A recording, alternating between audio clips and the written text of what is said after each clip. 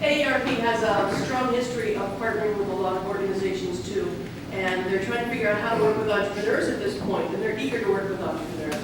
So one of the benefits of winning here is the opportunity to work with the AARP National and stand your company up as part of their office.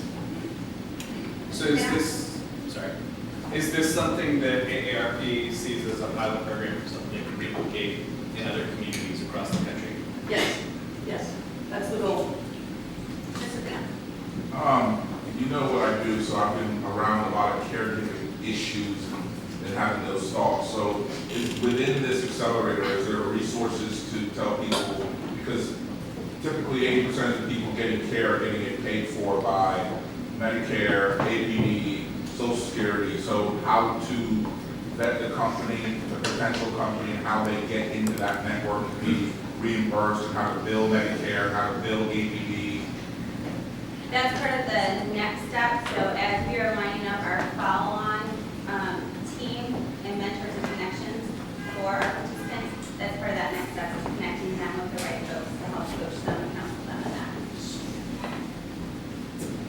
I think this is excellent, and I know your background, so you guys are going to do amazing with this, with the resources and the context and the drive.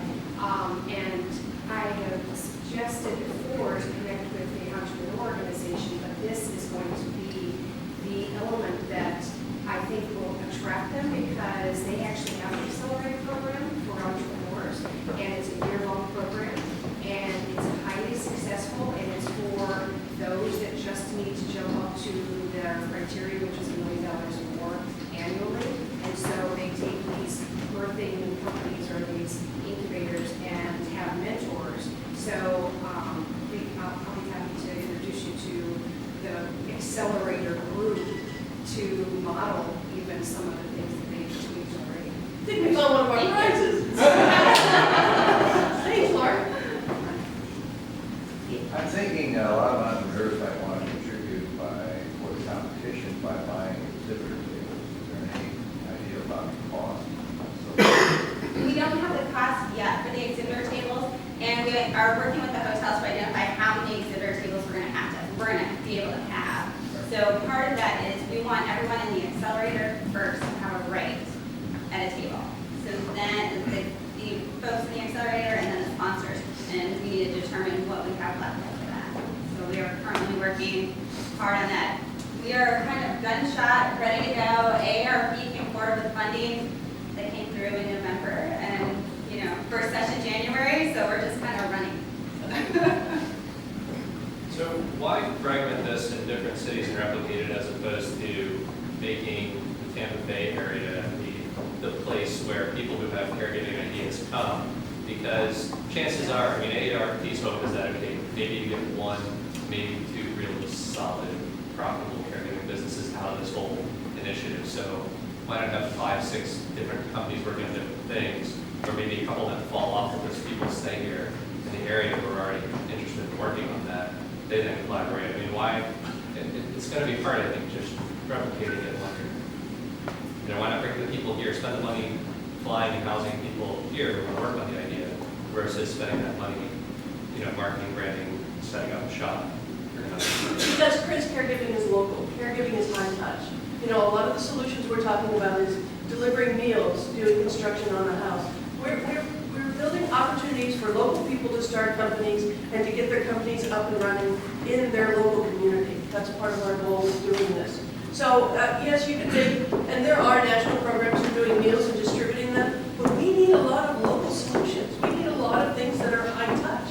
And you can only do that if you're working within the community. And the other thing to remember is, think about this. If you're in the Northeast and it's winter time, what are you worried about? The house being cold for old people, right? Weatherization. Do we worry about that here? Do they worry about wind mitigation and hurricanes and getting people evacuated? They don't worry about that, right? So geographically, you can't take one solution and make it work everywhere. We want every community to be able to work. So that's why we're building them locally and just keep replicating locally.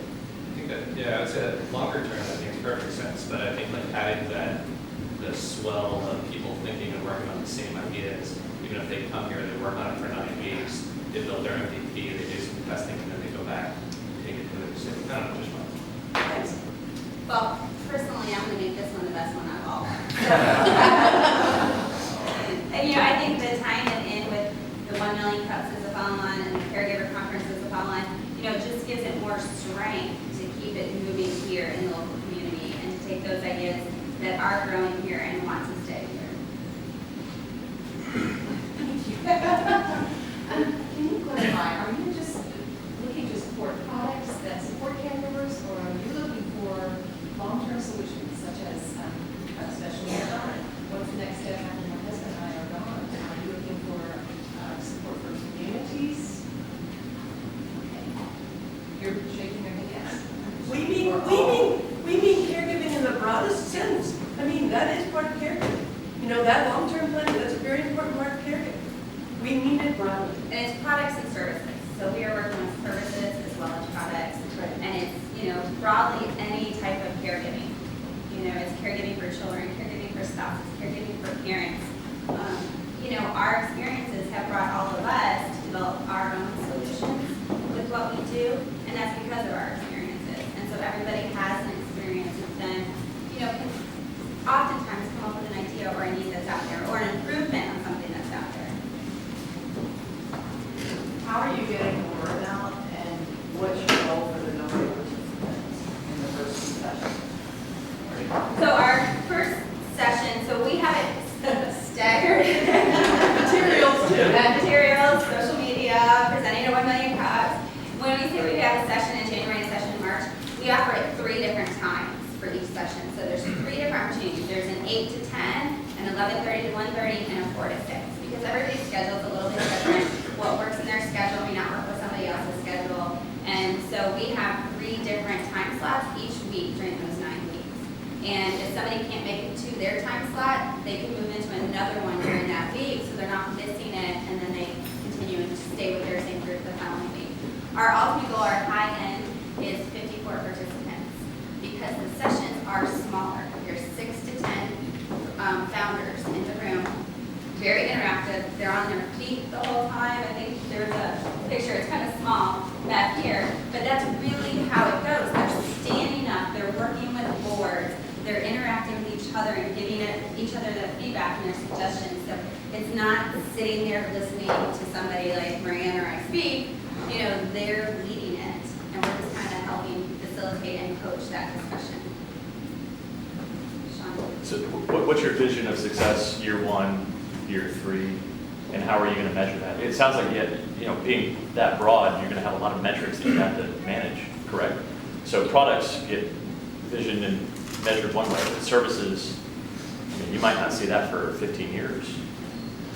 So right now, since we're developing a model, we don't have any metrics on us specifically by AARP, and so that first year is going to help us determine out of 54 participants, if we get our ultimate number, how many are likely to go on to present at 1 million cups, and how many go on to pitch it? Well, 6 get to pitch, but how many go on to exhibit at the conference? And then, in so many years after, who's still in business, who's made these connections? We're going to do a lot of tracking to help us with that progress.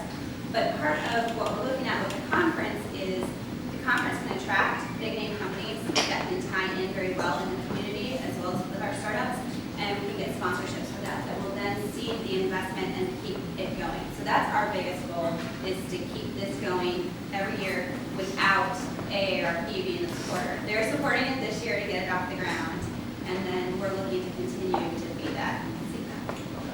We've already had 2 healthcare companies that are interested in being a part of this, and we said, AARP this year, let's get it started, come and participate in the Caregiver Conference, and we've just been talking about it less than a month. So the interest is there, everyone recognizes the magnitude of the problem, it's just how do we create a model that works for our community?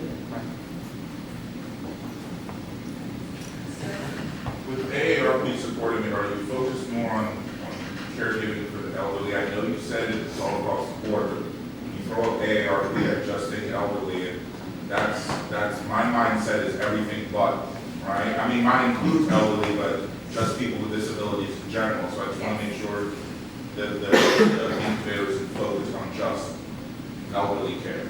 It's not, and that is part of the misconception that AARP really wants to change that image of them, because you were mentioning that as you age, need a plan for helping support your daughter. So that is a little bit of it. You know, a lot of their members are moving into an age where they need to figure out who's going to help take care of their child, who's going to help take care of their spouse. My mother-in-law is 62, and my father-in-law has stroke, so now all of a sudden she is a full-time caregiver. And, you know, they're in their early 60s.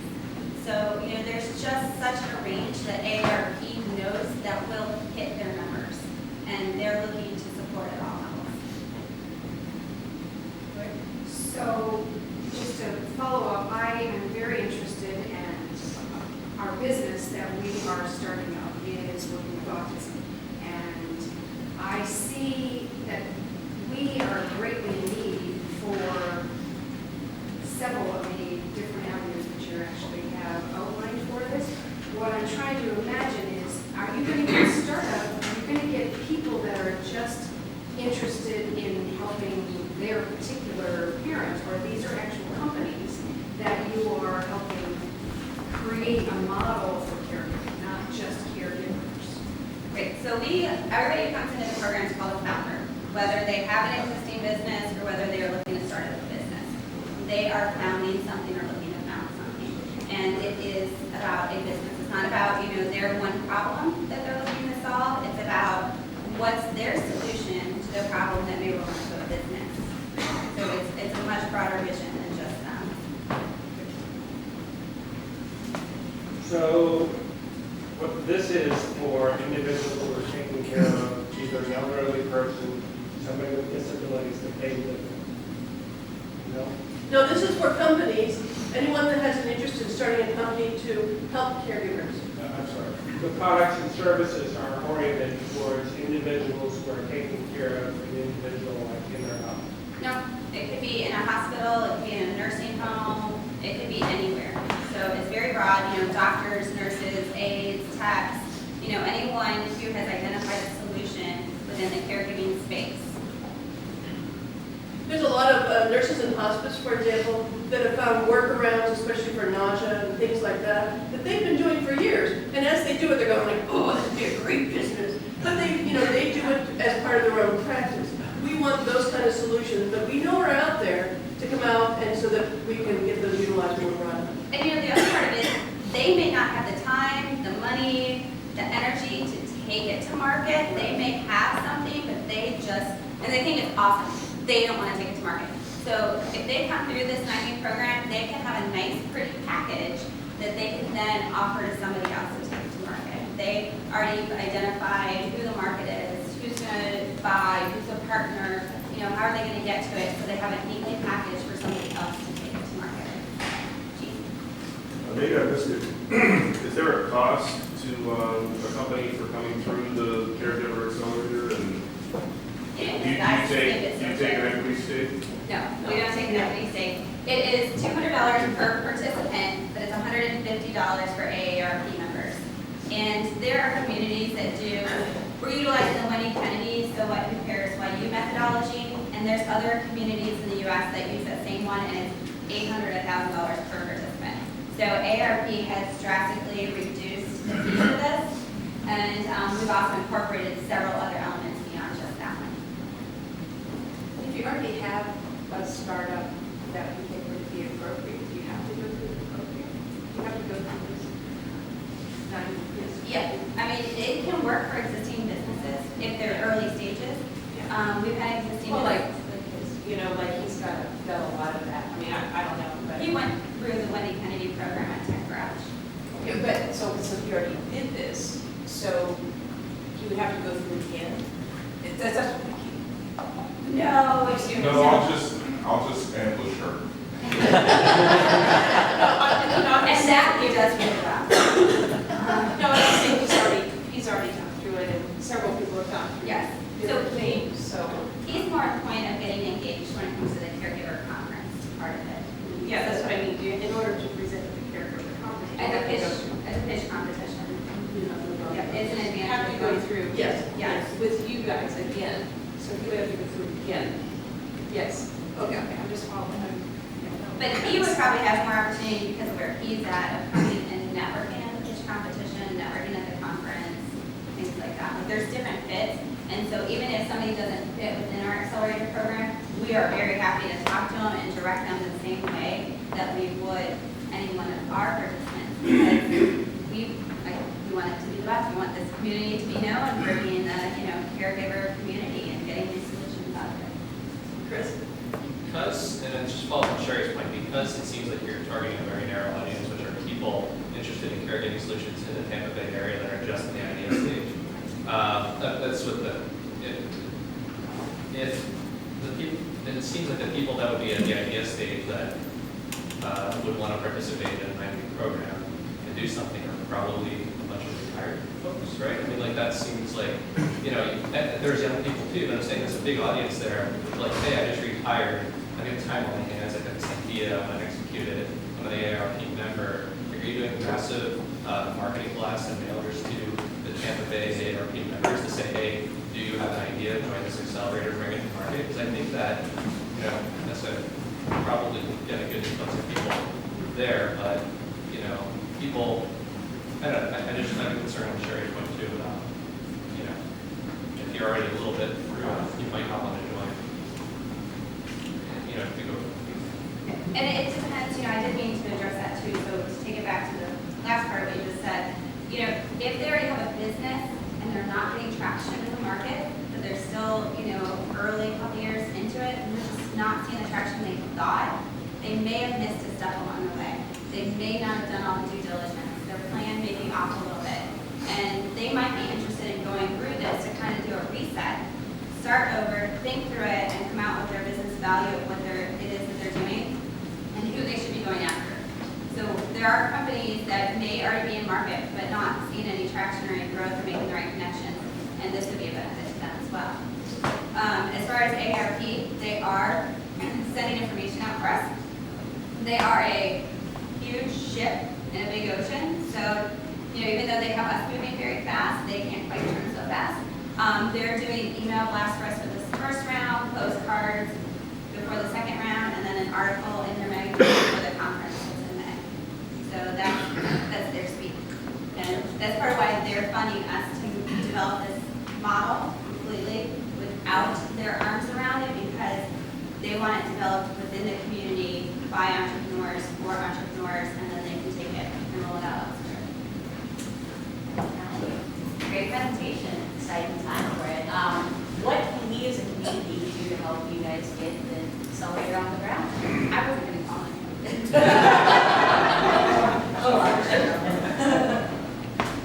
Well, part of it is spreading the word. So if you know of a connection for us that maybe we haven't reached out to, a hospital, a nursing home, an agency, something along those lines, please introduce us. Please let us know. We do have cards up here for the accelerator. We have a few flyers that go through the more details about it. And then there is a set of books, if anybody wants to look at them afterwards, that shows what every participant gets and what they go through. Applications are being accepted. They're currently being accepted for the January sessions.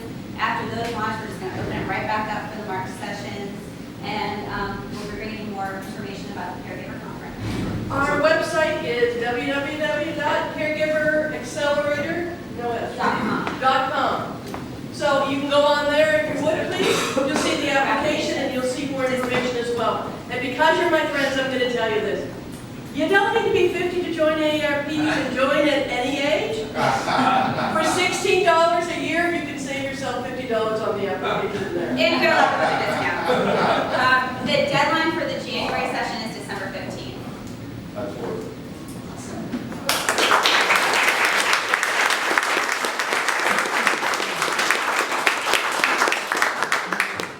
Well, thank you again all for coming this morning. Knowing there's a lot of new people in the audience, we want to come out and ask you guys for a favor. So, as you see, we get a great crowd every single Wednesday that are here. As organizers, one of the things we struggle with are finding startups interested in presenting. So just to give you a quick recap, it's completely free to present. We take companies anywhere from concept stage up to 4 years in business that have a scalable business model. So if you have any questions on whether or not you're a fit to present, come see us. 1millioncups.com/St. You can request to present. We can book you up to about 8 weeks out. So if you have any other questions, come see me. I'm happy to give you all the info on it. And then all the events will be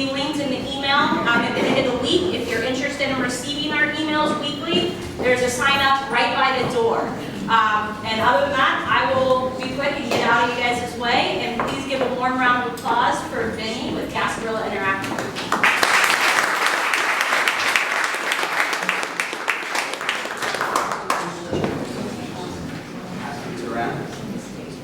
So I'm Vinny Tafiro. I'm the Executive Director for the Gasparilla Interactive Conference. We have refreshed our brand and Dropping Festival and rebranding as a conference to kind of make sure we kind of give that impression and awareness that it is a professional development conference.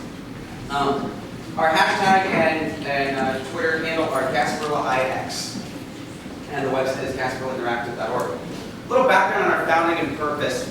If anybody knows me for any length of time, you know I've been involved in the American Advertising Federation and Ad2 Tampa Bay. If you're not familiar with those two organizations, AAF puts on the Addy Awards every year, which is our Advertising Industry Awards, a national award showcase for advertising. And Ad2 Tampa Bay is a young professional division of AAF, fostering young leadership in advertising community. And they do an annual pro bono public service campaign. So I've been involved with those two organizations for over a decade now. And one of the things, when I was president of AAF about 3 years ago, I've had the honor of being the only person in Tampa Bay to ever be president of both organizations. And so the leadership development of Ad2 brought me to AAF. And we gathered the past presidents of both groups and decided we wanted to create a legacy project to create an endowment for scholarships and for communication program and for Ad2's public service campaign. So we decided a business conference would be a way to do that. At the same time, we developed a relationship with the Addy Awards to help promote the Gasparilla music, film, and arts festivals because their festivals happen in March, the Addies happen in February. So it was, hey, why don't you set up a table, promote your events, and we're done after February, so you can have some time to show. That ended up coming up with the idea, well, why don't we create an interactive conference? And when we came up with the idea for an interactive conference to brand along with the Gasparilla Arts Month, we decided if we added technology to that mix, we would be able to really serve the Tampa Bay community well. And a personal mentor of mine and also past president of Ad2 Tampa Bay is County Commissioner Victor Christ in Hillsborough County. And so through Victor, we worked out going to Hillsborough County and they had an EDI2 Economic Development Grant. And so that grant money was a huge win for us early on to show that we had community support to get this off the ground. And so with that, we also want to eventually become a foundation that provides funding for the startup community. Right now, every municipality is putting money like EDI2 towards startup community stuff, like Startup Week, Startup Bus, One Link, all sorts of things like this. And that's great, but the public funding can and probably will run out at some point. And we see a well-funded and well-supported community foundation like the Interactive Conference being a showcase that can generate revenue to provide money back to the community long term. So the inaugural year was March 6th. We had 200 attendees for a one-day conference. We had 4 keynotes, 3 panelists, over 30 sponsors, public and private, in addition to the county funding that we received to get this thing off the ground. We've had over 20 community partners, and we did an after party with the music festival. And a great thing too, when you're trying to recruit speakers to come to Tampa Bay, instead of just a generic gift certificate as a speaker gift, say, hey, why don't you come to the music festival and hang out with Modest Mouse for the day? So it's a really good way to kind of recruit people to come to Tampa Bay. And it's worked out well because we're working with people that were speakers at the last conference to gather the content for the next conference. We want to strike a balance of showing off what we have in Tampa Bay, but also bringing in out-of-market presenters. So we get inspired with new ideas, but the idea that we build a Southeast regional conference in a destination, that somebody from an outside community decides, hey, we're going to bring our team to Tampa Bay for the weekend, so we go get this great conference and also come for a music festival. So the 2016 conference, again, we did a brand refresh. Our motto for this year is finding your inspiration. We're going to be having it at Hillsborough Community College's Ybor City campus. It's going to be a 2-day event. We're capped at 250 attendees this year, so we've got a little bit of growth, but also we have that kind of urgency that we will sell out the event.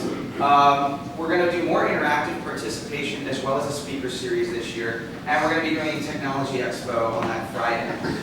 The other thing is a live educational webcast. So the idea is, while it's a registered event to attend on site, if you are a student at the University of Florida or at University of Houston, you can sign up through our system. You'll be able to actually webcast that on campus. The idea is we want to show off what's going here to the education and college communities around the world and country. And then the final thing is, of course, we'll be doing pertinent attendee receptions on Wednesday, Thursday, Friday, and of course, with the music festival on Saturday. So some of the subjects we're covering is design philosophy, social enterprise and entrepreneurship, digital music and media, branding and communication. We're going to talk about workforce development, biomedical technology, the Internet of Things, intellectual property discussions, augmented and virtual reality, transportation technology, security and defense, and artificial intelligence. It's kind of a scope of what we're talking about, and we'll be releasing details on our actual speakers and content later this month. We'll have special registration and pricing for our community partners.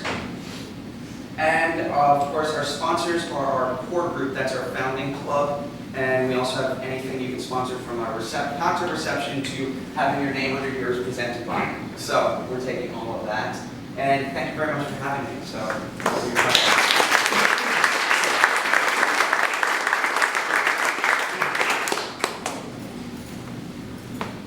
how will you guys be getting this side of the name on? Well, from number one, from just outreach on a regular, consistent basis. I think I've tried to be here as much as I can and building a community here that provides information to what we can do on the content side to at least make sure at the event we're representing Pinellas County.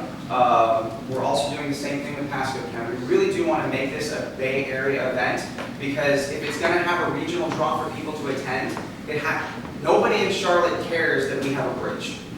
And we need to show an event like that. Secondly, is year-round, through our community partners, we're going to be starting a twice-monthly blab or a webcast where we bring on our community partners to talk about things. And so through that, we can year-round start promoting things. Then from there, long-term, I hope we have a ferry we can do one day in one city and one in the other. So. Is there anything with the Gasparilla Music Festival that is done in St. Pete? Is there anything that is? Not currently.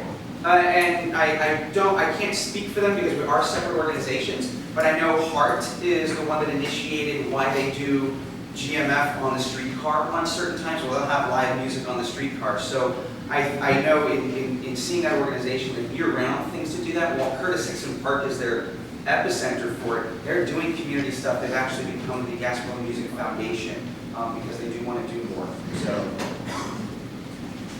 yeah. I saw a hand over there.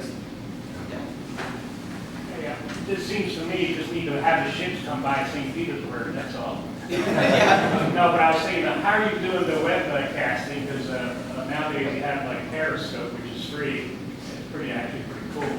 Yeah. It's out to everybody. Well, so the official webcast will be, last year with the first one, we did a 3-camera shoot for the event. So that one's going to be a high quality through HCC's, Bright House is one of our partners. So it'll be a fiber connection. So any school that signs up will get a strong webcast that we actually can run commercial spots through as well. So we'll be able to promote Tampa Bay, like during speaker breaks. We'll be able to pipe stuff out to the viewers that way. But we are going to be doing some live webcast stuff that's more Periscope, lab type things as well. It'll be on site, but those won't be official, as in like what education. So therefore you can advertise St. Petersburg. Yes. Are y'all, this is going to sound weird, but are you complimenting like Gasparilla Film Festival, a music festival, or do you sense that at some point or some level you'll be competing for the same financial support that goes, and that's financial support, financial contacts, and maybe companies that support the others? There could be some crossover, but probably not, because we look at the fact that right now all of those are pretty, the film festival is a very niche community. The art festival is 46 years running now. I mean, it's a significant animal in and of itself. And the music festival, everybody loves music. When you have 4 stages, it's kind of this large community event. what we see happening is again, we're trying to do some content on Friday after the conference. And last year, with the film festival, they had a film about Bitcoin. And so we promoted that as disruptive technology. We'd like to work together where we may help select films. There may be a selection or a day of interactive films.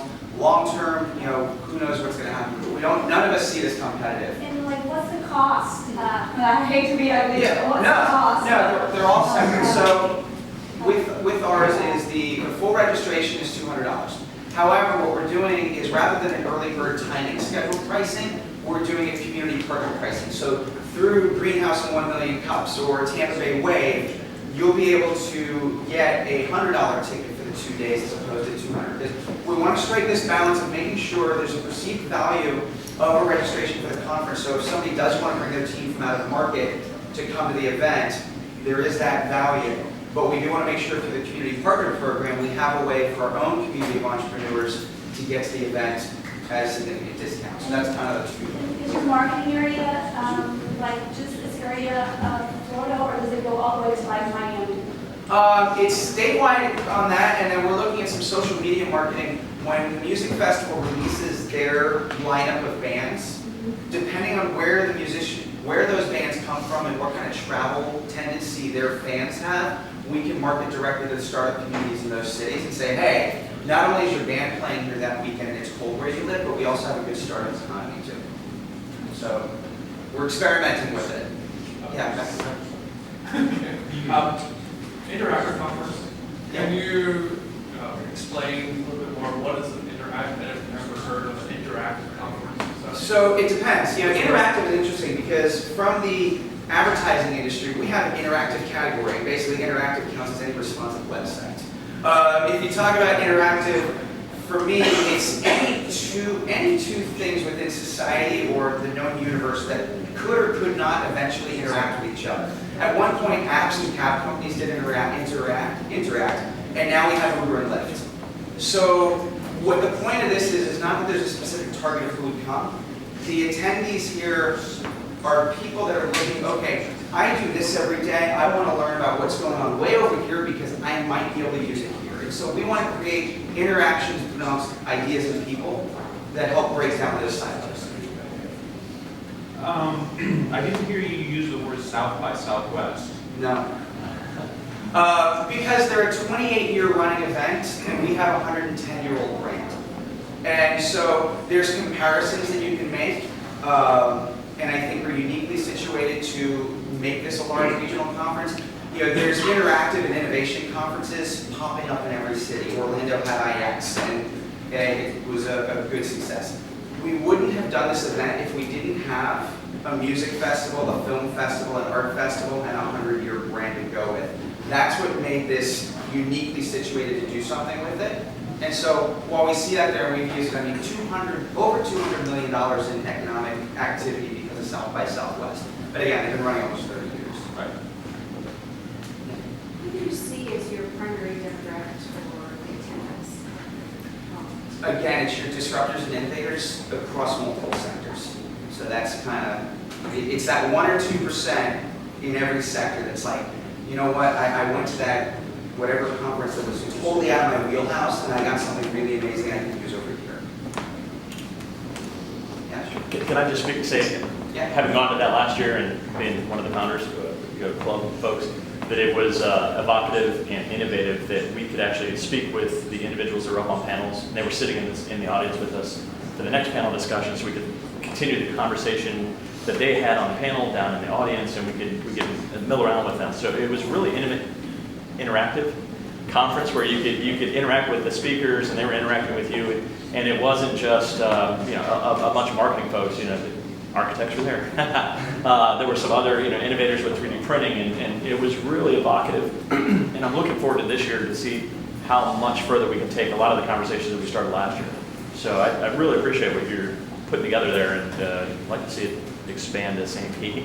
And I'm trying to be one of those folks that crosses that bridge. So. No, absolutely. I appreciate that. And that's, one of the things, our speakers had a great experience here. And that's, Savannah Lord was with Shapeways at the time. And she was the one that spoke about 3D printing. And by happenstance, because of the women that we had on as speakers that day, we also had a panel on millennial women as entrepreneurs.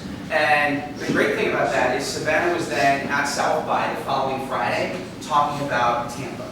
And then when Social Fresh was here in September, Savannah was back. And so she's totally engaged in this. And like I said, she's kind of helping with some of that content procurement from out of market. And so they enjoyed being here as well, which was great. And why what we're going to do this year is try to do more engagement, structured engagement activities as well during the day. Is it, Are you looking for potential staff or people to actually help you and speakers that you know of that might fit? Yes and yes. So we're looking for, volunteers. So if you're interested, through the website, we can, just contact us. We don't have a very structured way of setting that up right now because it's very personal contacts. And then from a speaker standpoint, we're trying to gather, what is going on in Tampa Bay, what's going on regionally that we can talk about showcase there. Because it's one of those things, every year we want to do better, so it's going to be this kind of like, okay, what can we do this year, what can we do the next year, and how do we keep improving it? So those conversations continually will happen. And we're trying to also build an advisory board and community around it as well to help shape that. Okay. I noticed the domain of subject areas you have is very broad. Yes. And I'm wondering if it may not be better to narrow it down to some things that are sort of uniquely Tampa Bay. When I mentioned South by Southwest, that is a broad conference because it has such a very broad appeal and everybody goes to it.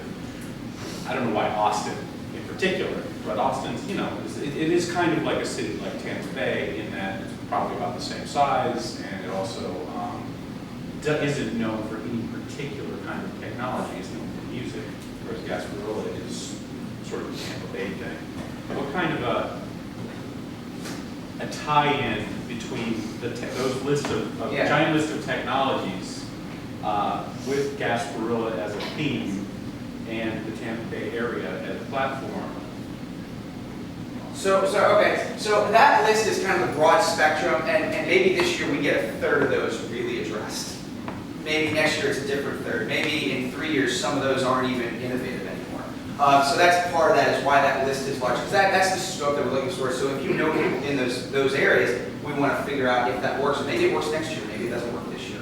From a uniquely Tampa side, though, looking at that, I really think social enterprise and social entrepreneurship is this idea of blending what the purpose of nonprofit communities do and the efficiency of business can do. I mean, in my other side is I'm the founder of Conscious Capitalism in Florida, and the whole purpose of that is using capitalism and business as a force for good in the community. And so I think uniquely with what's going on at our especially at our colleges and universities here, on both sides of the village, being social enterprise, social entrepreneurship, and the entrepreneurship programs here, of fostering how do we get these students that are learning about business to then use that and apply that. And I think that sector is something unique to Tampa that we seem to be building some momentum on. Add to that the biomedical technology side and what we're going on, and I think those are unique. But then again, like I said, you could go further and further. So I think each year the content is going to come together organically. I'm not, nobody's really trying to say this is what it has to be, and I think that's something that it'll evolve over time. I have a weird idea, and I don't know if it'll work for you or not, but I did used to be connected to South by Southwest, and I'm a big fan. Austin's a technology town. If you've never lived there, it's a tech town, it's a tech and music town. Very little other than that as the grassroots of it. And it really was, where the chips started back in the 70s or maybe 60s. What I was going to say, do you know what SlideShare is? Yes. I just have the weirdest idea that if you go online and you try to comb through and catch maybe about 12 to 15 of the South by Southwest SlideShares, it'll give you some really interesting ideas on how to structure this interactive concept in a way that'll catch some extra traction. And I don't know what it'll be, but I do know, when you got the second largest community after Sundance, it's bigger than maybe you realize. What Austin has, because South by Southwest is the second film festival after Sundance, so it's the second largest in the country. And the bands range from like 2,000 to 5,000 vans that they pull in and maybe like that month.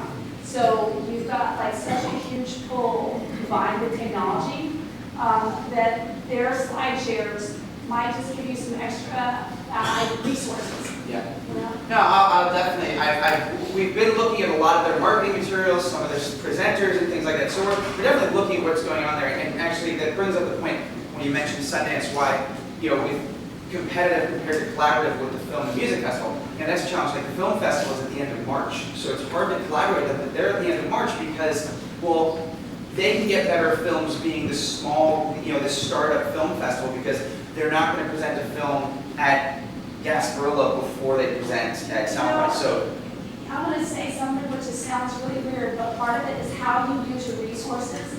And they have so many musicians and important musicians in that area. What they're doing is not just driving the films by timing it right, is they're using their own contacts. So movie star contacts and musician contacts to actually get them extra stuff. what I mean is they're affecting our time schedule. Oh, That's what I mean. Is Gasparilla Film Festival would potentially already be earlier in the month, but it can't be because it has to come after.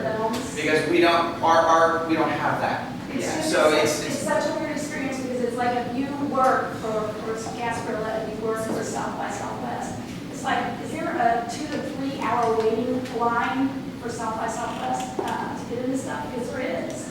So if you come here and there's no waiting line and you're, run that stuff, and there's such a long waiting list, I just say some of that has to be in a slideshare somewhere. Yeah. I don't know what it is. I'll thank you. Yeah. I had a great question. 250 seems a little bit small for a conference like that. Why the cap at 250? Well, we had 200 last year, and we're in year 2. Did you have a cap last year as well? What? Did you have a cap last year? No, we didn't have a cap last year. Okay. Our original business model for this is a 750-person conference. But because we didn't hold that as a sacred goal and we allowed it to evolve, it evolved naturally into a 200-person conference that was successful last year. And so this year, we're like, okay, a little bit of increase. We had hoped for more than that, but when we ended up, like I said, situationally, Hillsborough Community College, their theater is capped at 250. So because of that, For the venue? What? Yeah, most of the venue at this point. What's that? Is it mostly the venue at this point? It is, and like I said, for year 2, it works out perfect because that's the number we were shooting for anyway. So we're going to leave it there. We had looked at other venues around the area that would seat up at 350, 400, and that was kind of a goal. But like I said, due to technical stuff and how everything kind of worked out with meeting, HCC it is, and 250 is the cap. Just in response to that, from my experience with entrepreneur conferences, that number is really, really strong, at 200 to 250, because you really get engaged with enough people, but not too many. And once it got to about 750 and 1,000, it lost its magic. Totally different. Yeah. And that's what we're wanting. One of the things, I'm friends with Jason Keith, is the organizer for Social Fresh. And when he first started Social Fresh, if anybody's familiar with it, it's a social media conference. But we watched that growth, and we're like, kind of looking at that. He helped with our content last year. But like I said, we want to do more engagement, and you're right. We're still trying to figure out how you do an interactive breakout with 250 people without losing control as well. So, small steps.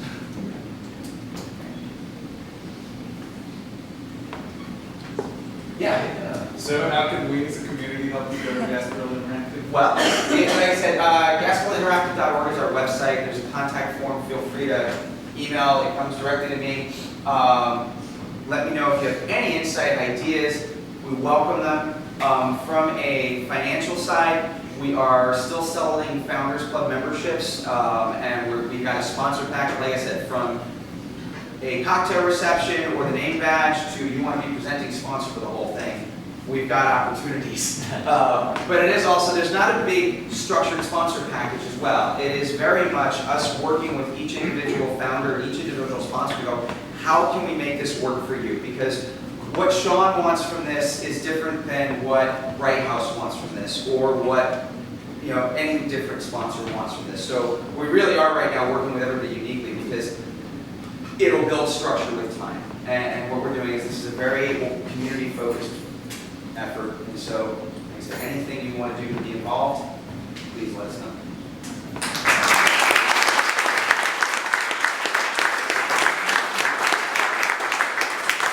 Thank you to our awesome presenters today. We have 2 more announcements that are not up on the board. The first is on Monday at 7 p.m. Our sponsors, Kawa, are going to be on HSN. 7 p.m. this Monday, presenting their story and their whole segment on HSN. So please support our sponsors by sending your DVR. And then on Friday the 11th at 11:30 a.m., the Greenhouse is having their holiday party. You're all welcome to attend Friday the 11th at 11:30. Sean will be personally pouring out your drinks. So we all just Tons of cocktails in the morning. Watch out, there's a mistletoe in there. Oh, it's nothing but drinks and kisses. Thank you again. We're here next Wednesday as well. We are not at the end of December. Yeah, the last 2 weeks of the year Last will 2 not weeks be of the year. Christmas week and New Year's. So just in case you But miss us we in have 2 between, more. we're generally every Wednesday, but not the last 2 Wednesdays of the year. If you're not getting our email mailing list, please write your name legibly on the back. And if you're interested in presenting, just Google 1 take you right to the page. Check out more information and sign up. Thank you for all of our new people for coming today. Bring your friend next week and see you.